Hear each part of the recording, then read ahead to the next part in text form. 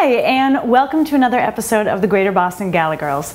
I am joined here, I am Alex, I am joined by Jennifer and Jen, and we are here to show you how to throw a Loco for Local party. Yeah, absolutely. With everybody, you know, with buying local from your local farmers markets becoming such a big issue these days, what we wanted to do was create a party that really kind of celebrated that. You know, there's a lot of different reasons to buy from your local farmers market.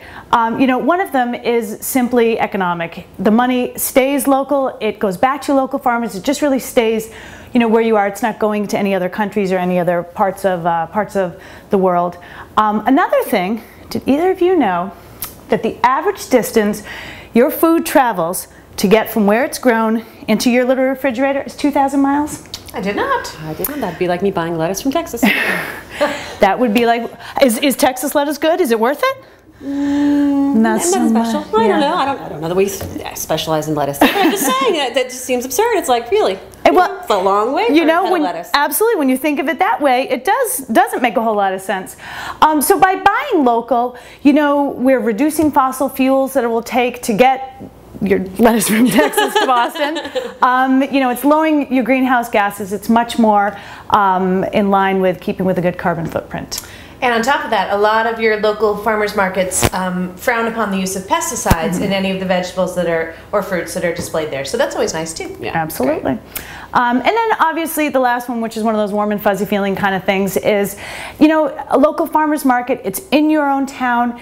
You know, it's a real sense of community. It gets people out, and you sit there and you talk to the farmers and you talk to your neighbors. And you know, with everyone going in so many different directions these days, it's sort of nice to bring everything back to your local community. Going to the farmers market has gotten my daughter to eat vegetables. Ah, there you go. She goes every Wednesday and picks out a new vegetable and gets to talk to the guy who.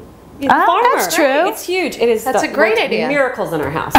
Seriously. And actually, thank you, Scott. Yeah. So right here in Dedham, we have a local farmers market that runs every Wednesday from 12 to 6 during the summer months. And so we went down there. Jen and I went down there to look at, you know, what they had to offer, and, you know, really see what kind of, you know, fruits and vegetables they had that we could work into our party. And really at the very crux of what we were looking for was good local fruits that would make for a yummy cocktail. So what we're going to do is we're going to kick off the evening, as quite frankly everyone should kick off all party planning. I agree. Making your cocktail. Absolutely. Makes the rest more fun. Absolutely. So in keeping with the town of Dedham, where Jen and I happen to live. By the way, we still love you, Milton, just so you know. Shout out to you. Milton, Brockton, boom. We'll get there. But so what we're going to do is we went online and I found a drink called the Ramble. And the beauty of the Ramble not only is that it's yummy, uses raspberries, and yummy uses gin. It also, in Dedham, we have an annual road race here called the James Joyce Ramble. So it's a ton of fun. You won't catch any of us running in it, but we'll yay, go runners. Absolutely. So let's get to it.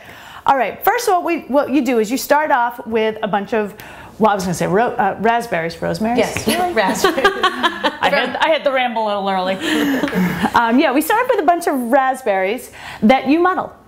I've never muddled. I'm not a muddler. I'm a muddler. Luckily, I have a muddler who lives right close by to me. I come from a long line of muddlers. You're a heck of a muddler. I'm not going to lie to you. My mother was a muddler. My father was a muddler. My sister's a muddler. I'm a muddler. So our muddler is going to muddle the raspberries. Now, can you explain exactly what it means to muddle a raspberry? It's very technical, Alex. Let me explain it to you. Bring it on. I'm going to use this very sophisticated tool. Many of you may or may not be familiar with it. It's called the ice cream scoop. Yeah. And I'm going to take my raspberries and just mush them down. Okay. And thus they're muddled. Wow. Yeah, I know. Yeah, thanks. Muddling, mushing, all the same thing. Awesome. Okay, well, while Jennifer is muddling, do you mind if I just swing this down this way? What we're also going to do is get some fresh lemon juice. I think we squeezed about 2 or 3 lemons earlier, and to make 4 cocktails. Yes. So about 4 ounces of lemon juice, right? About 4 ounces of lemon juice for 4 cocktails. And one of the things that will always help if you are juicing lemons or limes or anything, rub it. Not rub it. Roll it. Good lemon. Roll it is what I meant to say, and it'll make the juices a lot easier to get out. So. Or rub it. I I mean, it's up to you, really. You do what you want. You know, I'm not your mom. Okay, so now what we're going to do is you muddled raspberries? Yeah, just so you know, by the way, we pre-made some of this because we're making quite a bit of it. So just so you know, we did about a pint of raspberries, basically in total. We're just adding a little bit more, adding the muddling into the mix.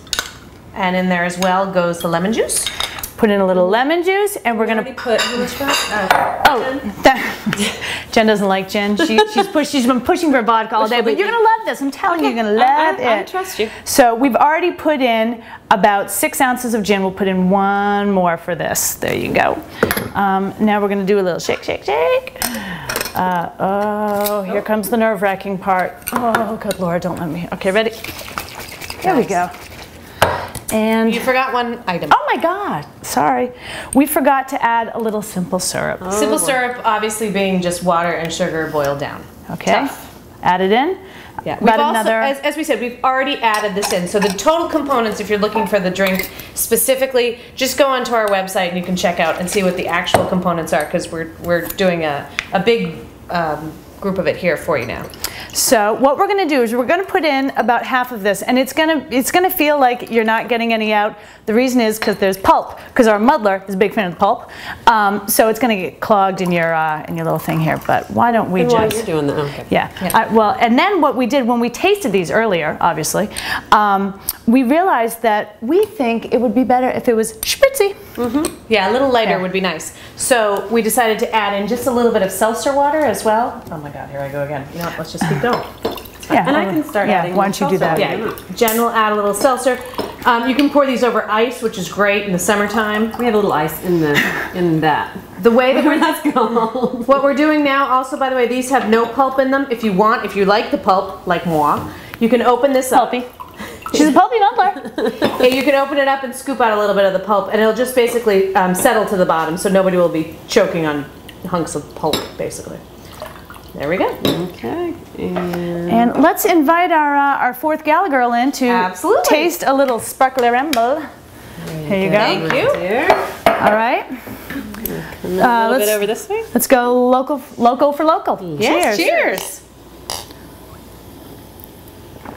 This is delicious. Yum. That's really, really good. And raspberries, lemon. Absolutely. Really fresh. Yeah. Yeah, So this is very refreshing. a Ramble.